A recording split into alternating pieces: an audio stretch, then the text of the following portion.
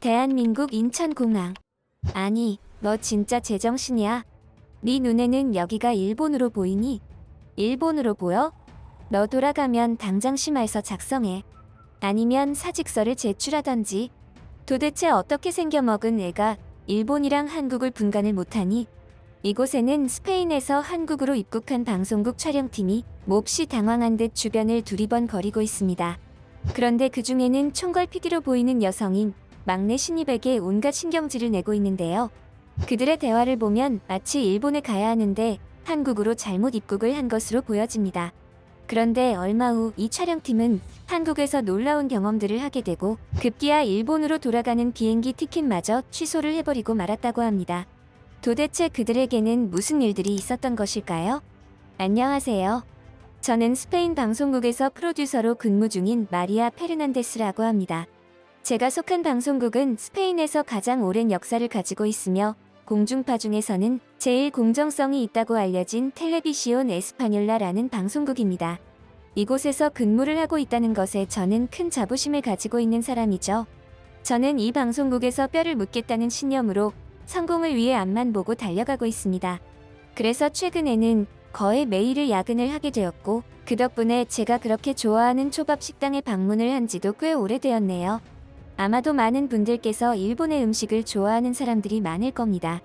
저는 처음에 부모님으로부터 알게 된 일식이었는데 스페인이라는 나라의 특성상 날 생선 음식을 섭취하는 것이 어려워서 제대로 하는 식당은 몇 곳이 안 되죠.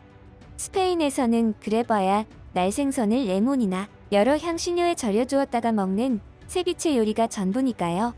갑자기 무슨 일식 이야기냐고요? 그건 오늘 제가 여러분들에게 해드릴 저의 인생 이야기 때문입니다. 저는 일식을 좋아했고 방송국에서 굉장한 성공을 거두고 싶은 야망이 있는 여자였죠. 그 일이 있기 전까지는 말이에요. 그러던 어느 날 저는 방송국에서 하나의 모집 광고를 본 적이 있었습니다. 해당 모집 광고는 다름이 아니라 방송국 내에서 아시아 쪽으로 장기 파견을 가서 특집 프로그램을 기획하는 일이었어요. 다른 방송국이었으면 아마도 특정 관리들에 의해서 인맥 파견을 보냈을 아주 큰 특집 프로그램 기획이었는데 우리 방송국은 투명성을 강조하는 공영방송국이었기에 가능한 일이었습니다. 제가 이 방송국에 취직하기 위해 그토록 열심히 노력했던 이유도 바로 이런 부분들 때문이었죠.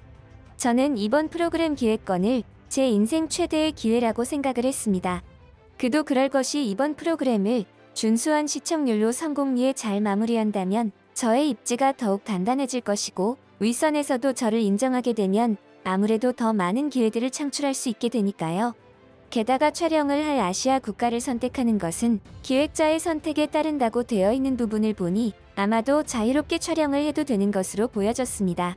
그렇지 않아도 최근 들어 일식을 제대로 먹지 못해서 한 번씩 생각이 났는데 이번에 일본으로 촬영을 가게 되면 원하는 일식을 마음껏 먹어도 되겠다는 생각까지 하게 되니까 참 행복하더군요. 이런 것이 바로 일석이조 효과라는 것이겠죠. 제 욕심이 아니어도 일본에는 워낙 관광지도 많고 먹거리 즐길 거리가 많기에 촬영으로 찍을 소스들도 넘칠 것이라 생각했습니다. 물론 아시아 국가가 일본만 있는 것은 아니라는 것을 저 또한 잘 알고 있었습니다. 워낙 땅덩어리가 넓은 중국이라는 곳도 있었죠. 하지만 중국은 아무래도 내키지가 않더라고요.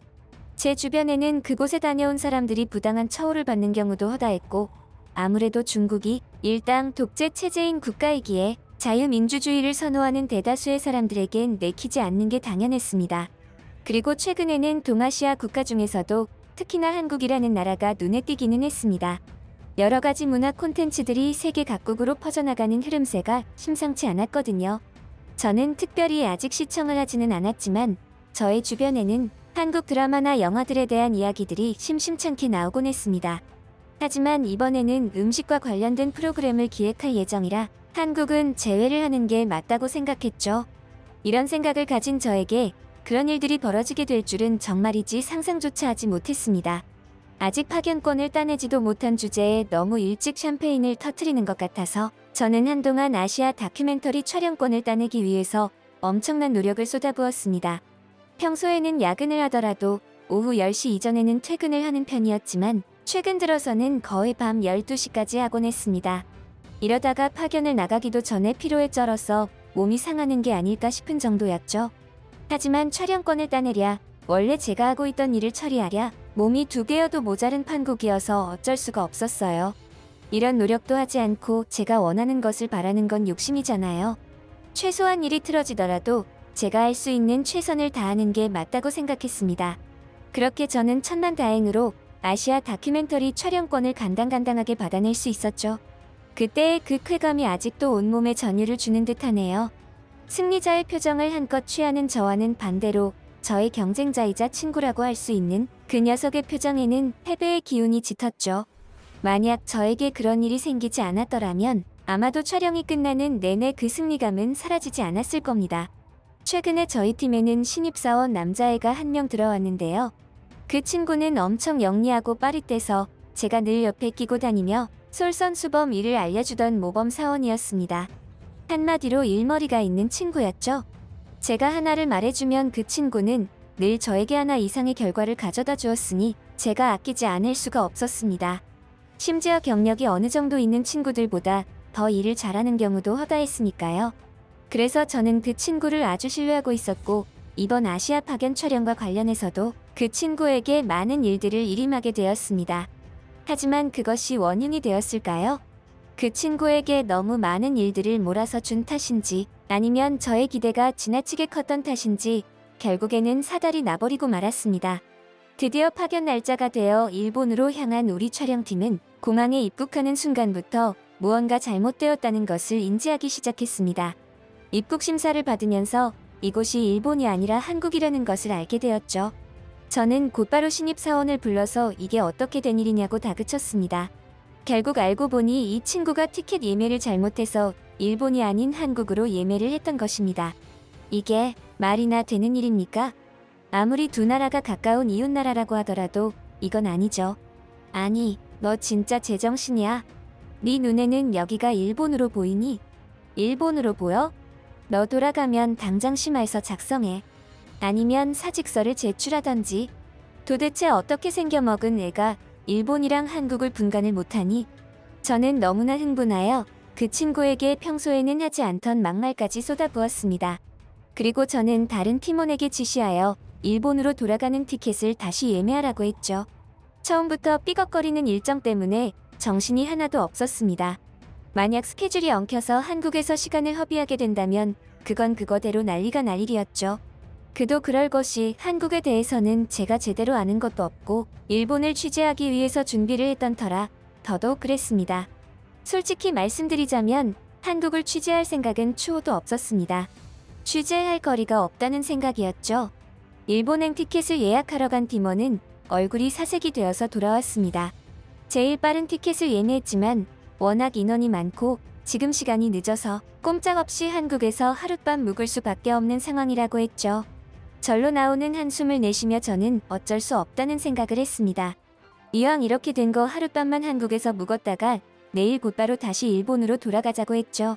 그런데 마음을 그렇게 먹자 흥분이 가라앉으며 한국의 이곳저곳들이 눈에 들어오기 시작했습니다.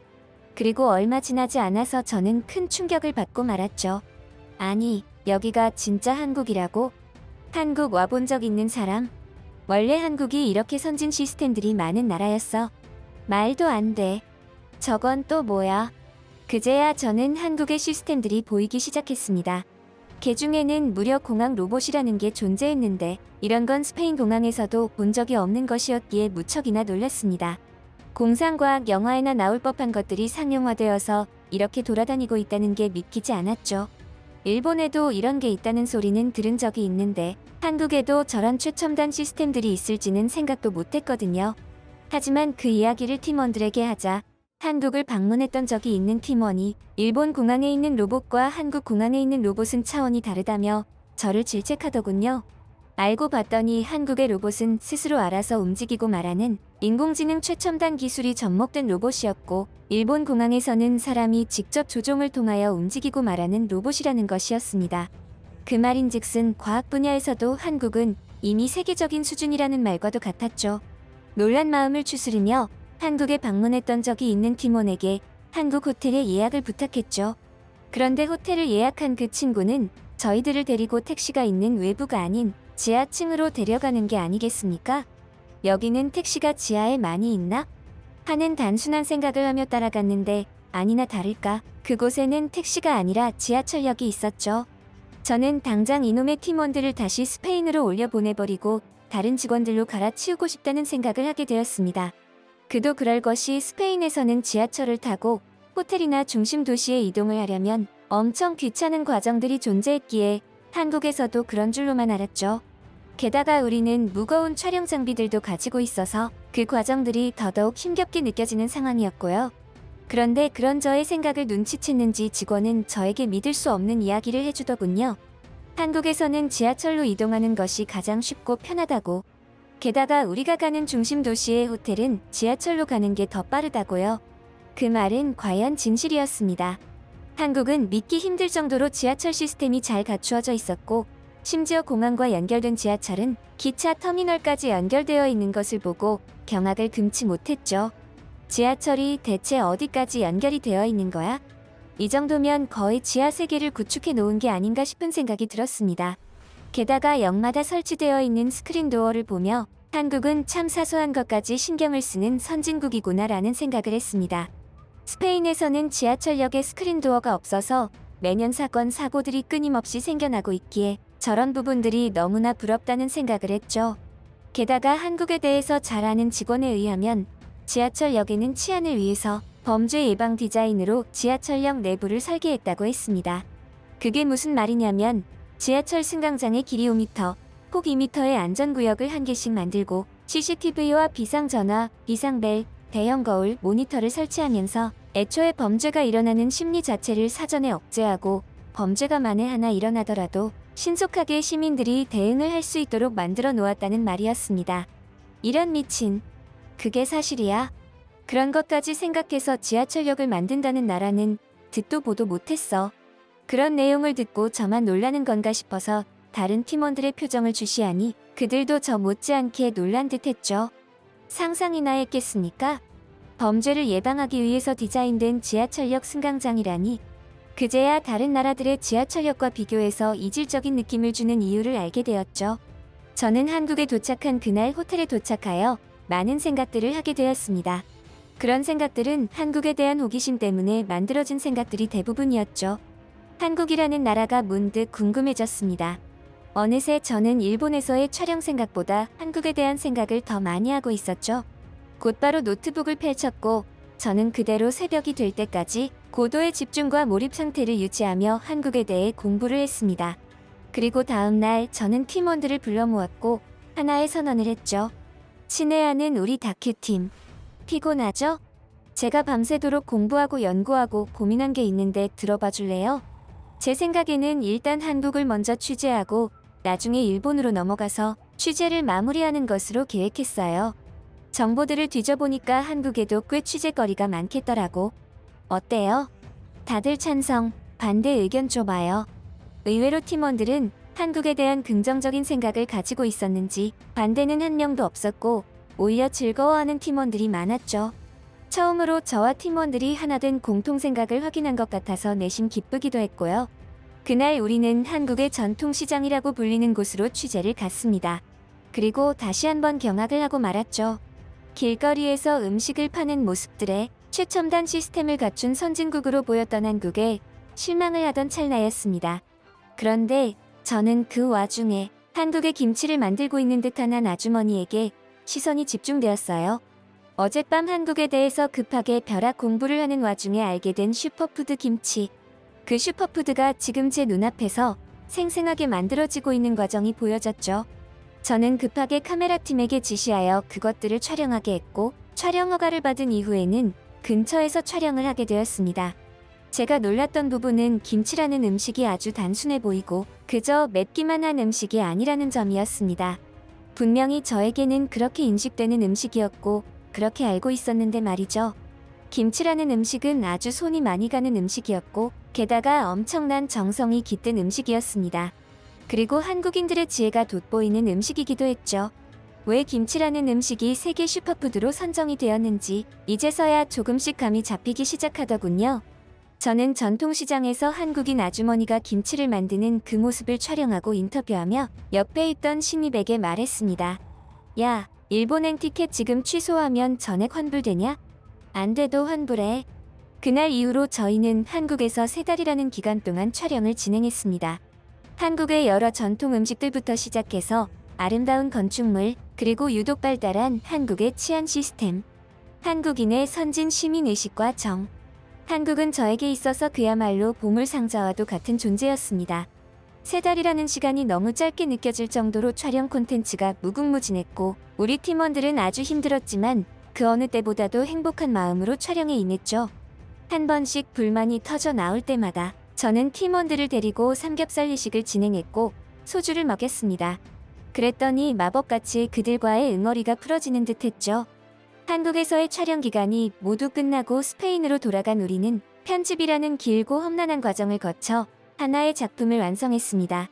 그리고 그 결과물은 공영방송 다큐에서는 전설로 남을 정도로 많은 시청률을 기록했고, 우리 팀은 아직도 한국이라는 나라를 잊지 못하고 한국의 문화를 그리워하며 한국의 음식들을 종종 먹곤 하죠.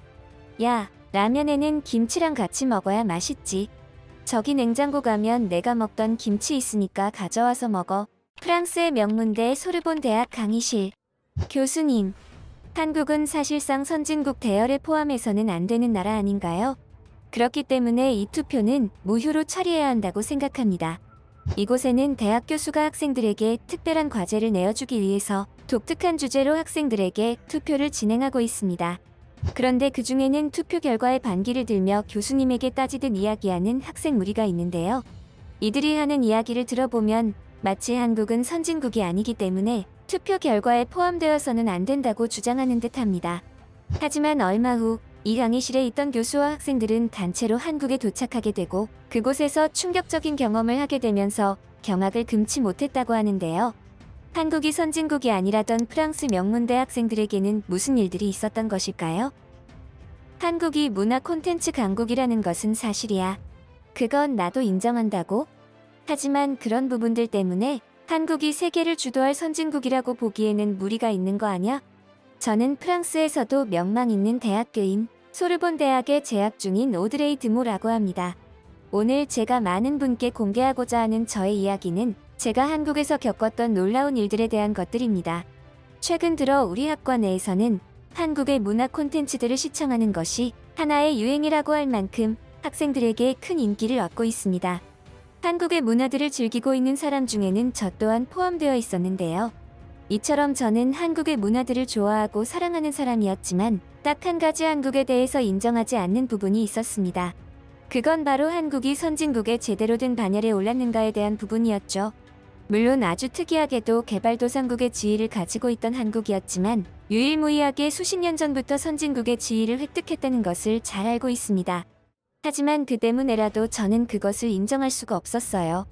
대체 왜 세계 정세는 한국만 특별한 대우를 하는가에 대한 불만이었다고 봐도 무방했죠.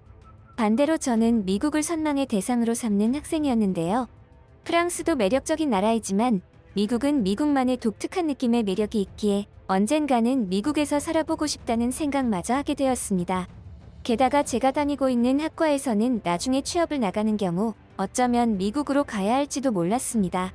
왜냐하면 미국에 해당 업종이 다수 포진되어 있어서 유망한 회사들도 죄다 미국에 있었기에 취업이 수월하고 비전이 있었기 때문이죠. 그래서인지 저는 오로지 미국만 바라보고 살았던 것 같습니다. 다른 나라는 쳐다볼 필요가 없었죠. 그런 저였기에 최근에 일어난 일들이 가히 충격으로 다가왔다고 해도 과언은 아닐 겁니다. 제가 좋아하는 교수님의 강의 시간이었죠. 해당 교수님은 학생들에게 조금은 특별한 수업을 진행해 주시고 계셨습니다. 여러분, 현재 우리가 사는 세계에는 선진국의 지위를 가지고 있는 나라들이 많이 있죠. 그렇다면 여러분들은 이들 중에서 앞으로의 50년을 끌어나갈 주역은 어떤 나라라고 생각하시나요? 투표를 한번 해볼까 해요. 그냥 투표만 하면 재미없으니까 이번에 나온 투표 결과를 보고 1위를 하는 국가로 약 한 달 동안 견학을 다녀오게 될 겁니다. 물론 마냥 놀러만 가는 건 아니니까 너무 들뜨진 마시고요. 당연하게도 해당 국가를 다녀오면 조별로 나눠서 과제를 제출해야 합니다. 교수님의 말씀에 학생들은 천국과 지옥을 오가며 각자 나름의 환호성과 야유를 보내며 반응했습니다. 하지만 저는 흥분을 감추지 못했죠. 교수님이 과연 어떤 의도로 이런 투표를 진행한다고 하는 것인지는 몰랐지만 저는 이 투표의 결과가 눈에 훤했습니다. 보나마나 미국이 1위를 할 것이 불을 보듯 뻔했으니까요. 누군가는 앞으로 인구가 많은 중국이 미국을 앞설 것이라고 하는 사람들도 있지만 저는 생각이 달랐습니다. 공산 독재 체제를 유지하는 한 중국이 미국을 앞설 일은 없을 것이 자명했으니까요. 미국을 방문했던 적도 오래되었고 공부하느라 시간도 없어서 아예 미국 여행을 생각하는 것조차도 힘든 상황이었는데 교수님의 특별한 제안 덕분에 저를 비롯한 많은 학생이 오랜만에 의욕이 샘솟는 듯한 분위기가 물씬 풍기는 강의실이었습니다. 이번에는 미국에 가게 되면 어디를 방문할까에 대한 생각까지 하면서 미리 미국 여행에 대해 상상하기도 했죠. 이때는 정말이지 몰랐습니다.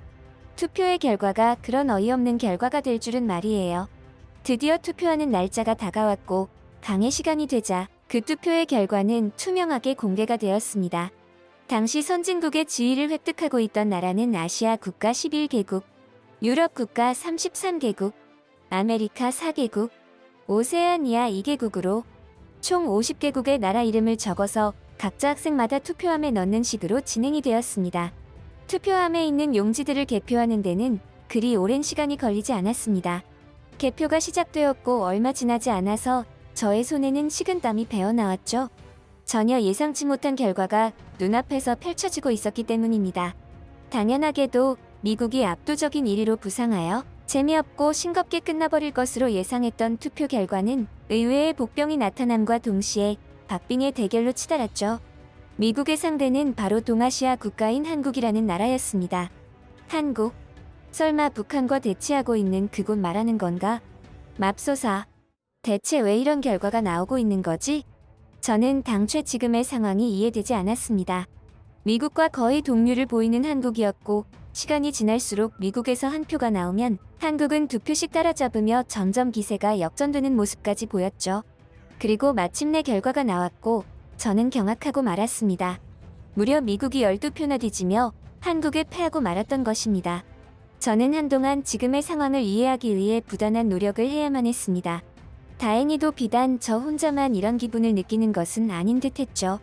저와 친하게 지내던 몇몇 학생들은 저와 비슷한 반응을 보였습니다.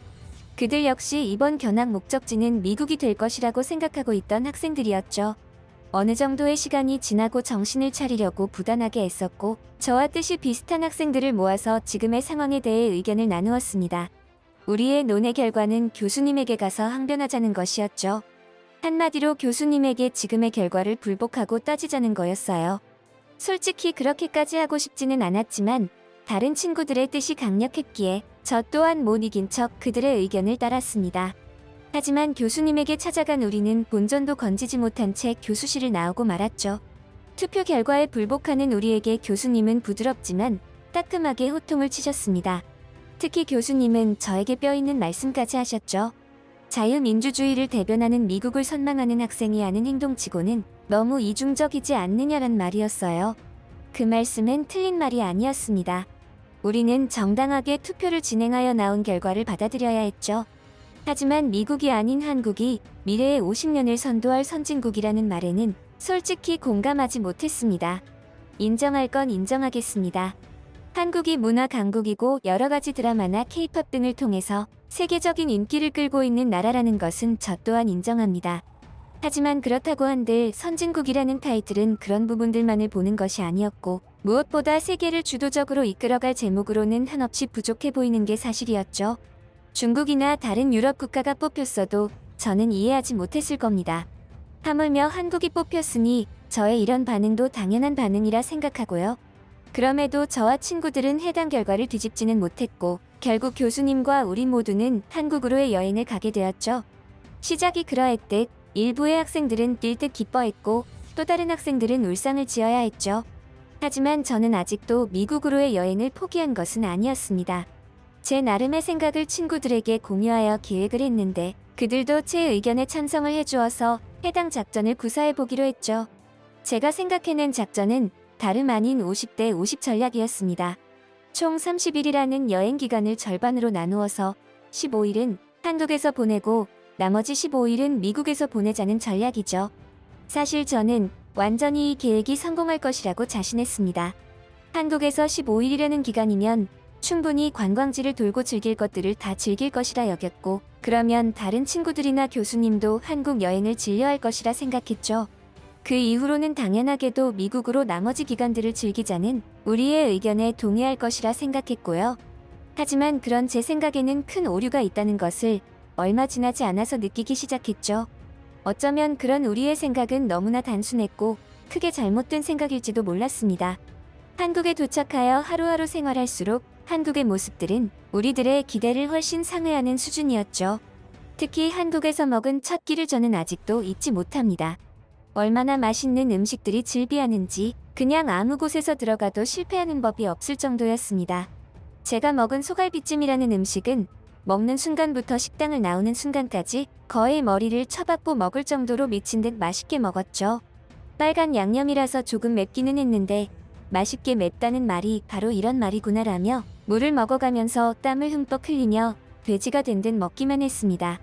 과연 친구 중에서 누군가가 한국 음식을 한번 맛을 들이면 고향에 돌아가서도 한국 음식을 찾게 된다더니 그 말이 200% 이해가 갔습니다. 소갈비찜을 먹고 나오는 그 순간에도 뒤를 돌아보게 되는 저 자신을 보니 말이에요. 이런 음식들이라면 매일 먹어도 질리지 않겠다는 생각을 하고 있는 스스로를 보며 내가 이렇게 본능적인 식욕에 취하여 이런 생각을 한다는 게 어이가 없을 정도였죠. 어릴 때야 부모님이 과자 사준다고 하면 냅다 애교도 부리고 했지만 다 커서까지 음식에 매혹되는 제가 한심하더군요. 한국에는 사람이 살기에 너무나 편리하고 훌륭한 인프라가 존재했고 천상의 맛을 지닌 음식들까지 존재했습니다. 솔직히 한국이 문화 강국이라고 불리는 이유를 한국 여행 며칠 만에 대번에 알겠더라고요. 분명히 아주 짧은 시간 안에 개발도상국의 지위에서 선진국으로 지위가 변경된 유일무이한 나라의 위상은 그야말로 대단했습니다. 어쩜 이렇게 짧은 세월 동안 이토록 발전된 사회를 구축할 수 있었는지 불가사의라고 생각이 들 정도로 말이죠. 어쩌면 외계인이 한국에만 상륙하여 인류가 알 수 없는 기술들을 전수해 준 것은 아닐까 하는 생각마저 들었습니다. 한국에 머물면 머물수록 처음에 한국행을 반대했던 친구들은 물론이고 저 자신도 한국의 생활에 점점 스며들고 있었습니다. 특히나 한국에서 겪었던 그 일은 제가 겪은 경험 중에서도 매우 특별하게 기억에 남았고 다소 충격적으로 다가왔습니다. 한국에서의 생활 20여일째 되던 날이었습니다. 교수님과 우리는 모두 한국의 생활에 흠뻑 젖어들었죠. 심지어 어떤 학생들끼리는 서로 가고 싶은 장소와 먹고 싶은 음식을 주장하느라 다투는 경우까지 생기다 보니 교수님의 중재가 필요한 순간도 있었습니다. 교수님은 한국 여행에 대한 학생들의 열정이 과열되자 분위기를 누그러뜨리기 위해서 묘수를 생각해내신 듯했죠. 우리를 모두 데리고 나가서 한정식이라는 한국 특유의 음식을 판매하는 식당으로 향했습니다. 한정식은 제가 먹어본 음식 중에서 가히 손에 꼽을 만큼 맛있고 독특한 음식이었습니다. 넓은 테이블을 가득 채울 정도로 가지각색의 음식들이 나오는데 처음에는 교수님이 우릴 놀리려고 장난을 치는 건가 하는 생각마저 들었습니다. 한 번의 주문에 엄청난 종류의 음식들이 한꺼번에 나왔기 때문이죠. 그런데 제가 그곳에서 진짜로 놀랐던 것은 따로 있었는데요. 그곳에는 우리와 마찬가지로 푸른 눈빛을 지닌 미국인 혹은 유럽인들로 보이는 가족들이 식사하고 있었는데 그들은 식사를 마치고 흡족한 표정을 짓고 가게를 나섰습니다. 그런데 그곳에는 미처 그들이 챙기지 못한 종이 가방이 하나 있었는데 처음에는 그 누구도 남겨진 그 가방의 정체를 파악하지 못했습니다. 하지만 그것의 정체는 잠시 후 어이없게 밝혀지고 말았고 이내 처참한 신세가 되어버렸습니다. 손님들이 식당 안을 드나들다가 누군가의 발에 그 종이 가방이 채인 모양이었어요. 그런데 이게 무슨 일입니까? 누군가의 발에 채인 종이 가방 안에서 눈이 휘둥그레질 정도로 많은 양의 한국 돈이 흘러나오는 게 아닙니까? 그 당시에는 한국 돈화폐의 단위나 가치를 제대로 알지 못했습니다. 나중에서야 알게 된 사실이지만 노란색을 띠고 있던 그 돈은 한국 돈 지폐 중에서도 꽤 높은 가치를 지니고 있던 5만원권이라는 것을 알게 되었죠. 문제는 그 화폐가 식당의 바닥에 넓게 흩뿌려졌는데 순간적으로 식사를 하고 있던 한국인으로 보이는 손님들이 득달같이 달려들어서 그 돈을 줍기 시작했습니다. 와, 이건 뭐지? 내가 요 며칠 동안 깜빡 속고 있었던 것일까? 한국도 이러면 별다를 게 없잖아. 하긴 미국이나 유럽에서도 이런 일이 생겼다면 아마도 지금처럼 주변 사람들이 득달같이 달려들어 돈을 챙기고 도망갔을 테니까. 그게 사람의 본능이고 이건 어쩔 수 없는 거야. 그러한 생각들을 하면서도 한편으로는 지금 상황을 두 눈으로 목격하니까 한국에 대한 환상이 조금은 깨지는 느낌도 들었습니다. 당연한 현상임에도 불구하고 실망감이 느껴지는 이중적인 느낌이었죠. 그렇게 저는 작지만 가볍지 않은 실망감을 느끼며 옅은 미소를 지었습니다. 그런데 바로 그 순간 저는 제 두 눈을 의심케 하는 장면을 목격했죠. 정신없이 돈을 주워 담던 한국인들은 하나같이 그 돈을 주워서 마치 미리 입이라도 맞춘 듯 원래의 종이 가방에 다시 넣어버리는 게 아니겠습니까? 게다가 얼추 돈이 다 주워 담기자 식당의 주인에게 테이블 번호를 알려주며 이곳에 앉았던 손님이 돈 가방을 두고 나간 모양이라며 상황까지 자세히 설명해서 나중에 찾으러 올지도 모르니 맡아두시라는 말까지 했습니다.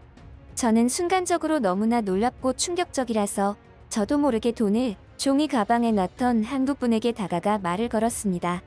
도대체 왜 이 돈을 주워서 달아나지 않고 원래대로 돌려놓는 것이냐고. 정말 신뢰되는 행동이기는 했지만 저는 궁금해서 미칠 지경이었기에 그때는 그런 걸 따질 형편이 안 되었습니다. 그랬더니 그 한국인 남자분은 저에게 짧게 한마디 했는데 저는 그 말 한마디에 그 자리에서 얼어붙어서 많은 생각을 하게 되었습니다. 그분의 말씀은 다음과 같았죠. 내 돈이 아니잖아요. 그렇게 한국 여행을 마무리 짓고 다시 프랑스로 돌아간 우리는 한국에서의 특별한 여행 경험을 토대로 제각각 느낀 부분들에 대하여 과제를 제출했습니다. 제가 제출한 과제물에는 이런 문구들이 적혀 있었죠.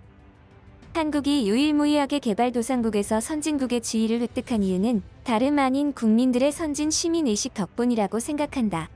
그들은 유럽을 통틀어 미국마저도 혀를 내두를 정도로 양심적이고 높은 수준의 시민의식을 지니고 있다. 문화 강국을 넘어 앞으로 50년 동안 세계를 이끌 나라로 한국이 꼽히고 있는 것에는 분명한 이유가 있었다. 그도 그럴 것이 현재 세계에서 선진국이나 강대국들의 절대 다수는 제국주의를 통해 식민지를 거느렸거나 원주민을 해치며 나라의 기반을 다진 곳들이 대다수이다. 하지만 한국은 선진국으로서 식민 지배나 제국주의 피해를 당하였지만 다른 나라에 피해를 주지 않고 일어선 나라였고 그 중에서도 지역 강국으로 진입한 나라는 한국이 전 세계에서 유일무이하며 경제력이나 국력, 군사력 등만 보아도 상당한 강국으로 올라섰음을 알 수 있다.